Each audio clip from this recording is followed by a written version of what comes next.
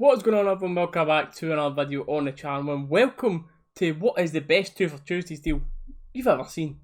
I'm of course talking about the signings of Roofe and Itten. I believe that's how you pronounce his name, but I'll start off by talking about Roofe since he was the first one that got announced today. Now the way this signing got announced was actually pretty weird because it came from leaked footage of CCTV at Auchenhowie, so you know someone is going to be getting a bit of a beating for that one.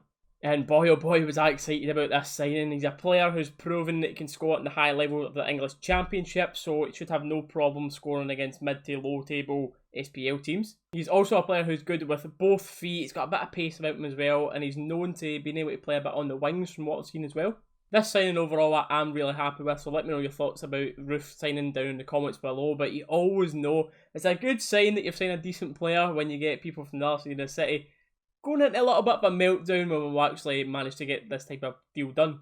Two of my favourite ones that I've just picked out here. This first one here is talking about we can't even afford a roofer, never mind signing Roofe. And the next one is from a journalist, and he's gone on talking about how we're living in fantasy land at the idea of us actually managing to get this deal done. How's that turned out? Now the signing has been announced as an undisclosed fee, but you know it's not being cheap because just the season pass there and Elect bought Roofe from Leeds for €7 million. Now Itten has been announced as another undisclosed fee, but he's very highly rated in Switzerland. I've done a bit of digging about him because personally I can't say I've ever heard of him before today, but he seems to be very highly rated by the Swiss football journalists. It sounds like he's going to bring a little bit of something different to the team. 6'2", and he's known for being prolific with his head. A quarter of the goals that he scored in the season just past have been on the noggin. Other strengths that he's said to have is positioning and link-up play. His positioning in the box is always apparently good. Knows how to find space, and that's exactly what you're wanting. But the main thing I'm taking from this is how good the boy is at headers, and that's fantastic for our team. The way we play, the amount of crossing chances we get from Borna and Tav, it's crying out for this type of striker. Now, of course, with Rangers signing these two strikers, it made Alfredo Morelos another huge talking point. Is he staying? Is he going? And shortly after these signings were announced, he put out a lot of posts on his Instagram just holding up that number one. So this got a lot of people thinking, what is he trying to say? So I put a lot of poll out on my Twitter, and I'd like to know your thoughts down in the comments below. So from the 325 people that had voted on this so far, 29% of people saying it was him saying one more game, 20% of people are thinking it's one more season, and then 51% of people, the majority, thinking that's him saying, I'm still the number one. So as much as I love Morelos and I would love him to stay and think that he's just saying that I'm number one, I'm honestly not too sure if he'll even be here by the St Mirren game, because I can't see us needing 4 strikers for a 1 striker role, because unless Rangers are planning changing formations, having 4 strikers there, so of course, if we need to change formation for whatever reason, I just personally can't see us keeping 4 strikers if we continue to play the formation that we're doing. Because right now, with them 4, you'd say the 4's maybe bottom of the pile, then we're still to see what Itten and Roofe can offer in our league. So how is the team going to be looking if Morelos does leave? I think, personally, I can see a good team being Itten up top, Roofe and Kent on the wings with Hadji playing in behind Morelos, Aribo is the box-to-box midfielder, and Jack being more of a sitter, and then the back 4 picks itself right now.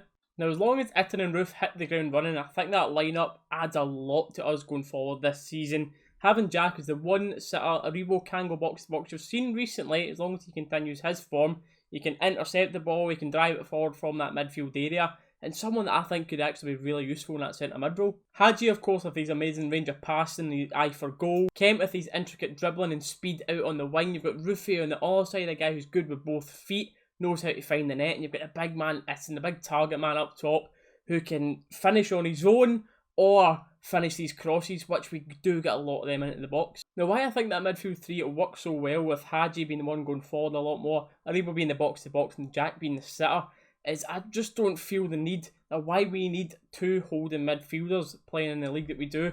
Like, it showed against Aberdeen, Kamara and Jack, it looked nice, it looked pretty when we were doing the pre-season tournament with France, because we had a lot more space for it. Teams were actually coming out a bit more and playing against us, and that's where Kamara actually shone in that scenario. But Jack and Kamara, you've seen it in the Aberdeen game, they've not got they just aren't going to get you lots of assists and goals. So it's 2 players who, it leaves you only with 4 proper attacking options, excluding the right back. It leaves you with Hadji, Aribo, Kent and Morelos, which was the 4. But you just don't offer enough from that defensive mid position. That's another reason why I don't think Davis should be coming back into the team. I would like to see another centre mid, box to box, a guy who's preferably got an eye for goal. But that's all I'm going to talk about now regarding the first team. So let me know your thoughts down in the comments below, what you think the team lineup might be, or certainly what may be a stronger starting 11 going forward. But I'm now going to move on to talk a little bit more about a Castore update and the big Rangers TV announcement. Now, of course, yesterday and today, the majority of people have been getting their Castore tops and everyone's raving about the quality. I've got mine today. I've not got it on. I'm saving it for Thursday, right? The watch along will be wearing it. The material on the top genuinely is like no other I've ever worn. It definitely is the best, but there's been a lot of complaints by the way they've been delivered and the state of some of them when they've been arriving. I'm of course talking about the Hermes delivery service, which as many of you know does not have a very good reputation just for the way it handles delivering parcels and the fact that you can't get a hold of them because they don't have any customer service if you've got any issues at all. But the main issue this time has been with the actual delivery drivers. Now by this I'm talking about the amount of complaints I've seen on social media from the state that some of the packages have been delivered. I understand why Castore have went with this. They went with beautiful packaging that would made it personal to the Rangers fans. Follow, Rangers badge, Castore, great, brilliant for us Rangers fans, but I think they've made a little rookie mistake, which is understandable. They're just brand new to all that type of stuff, but I don't think they've quite got to grasp of how big the rivalry actually is up here, because I've seen from the Heart and Hand, they put this out on their Twitter, that over 2,000 packages got damaged. So obviously 50,000 getting delivered, 2,000 of them at least got complained and went back to Castore about. But of course, what we have to do, give Castore credit again, is genuinely, as many of you will know if you have got the top already, the feel of the top is absolutely sensational. So it's a big round of applause for Castore for that side of it. Going on to talk about the Rangers TV update, and it has been announced that it's going to be $9.99 a game for the home matches. That is, the season ticket holders will still get their link for free to the game, but for non-season ticket holders, it's going to cost you a tenner to watch every one of the home games if you want to choose to watch it through Rangers TV. Now, I can see a lot more people buying Rangers TV subscriptions this year than normal because of the commentary lineup that has been announced. Tom Miller is still there. But the massive announcement, which is brilliant because of how good this man is at his job, is Clyde Tilsley has been appointed and he's going to be on the Rangers TV team. There's also some massive names that are going to be joining in and co-commentating with the two main commentators. You've got the likes of Scotland's women's national team coach Shelley Kerr, you've got Neil McCann, Alex Ray, and then the two big ones as Walter Smith and Graham Souness. And oh boy, can I not wait to hear some of their commentary. You can imagine, see if someone's making a mistake or half-assing on that pitch, you just can't wait to hear them going into absolute meltdown and saying it as it is. I almost forgot to say as well, Big Nico will be getting a chance at co-commentary at times as well, so it'll be good to hear him, and it'll be interesting to hear him talk about the defensive side especially on Rangers TV. But anyway, that's going to be all that I'm going to talk about in today's video. I'd like to know your thoughts in the comments on all the subjects that I've talked about today, and thank you all so much if you made it to the end of the video. Leave a like if you haven't already, it helps the channel out massively. Subscribe, it's completely free for plenty more of these videos coming soon. Thanks again guys, we'll catch you in the next one.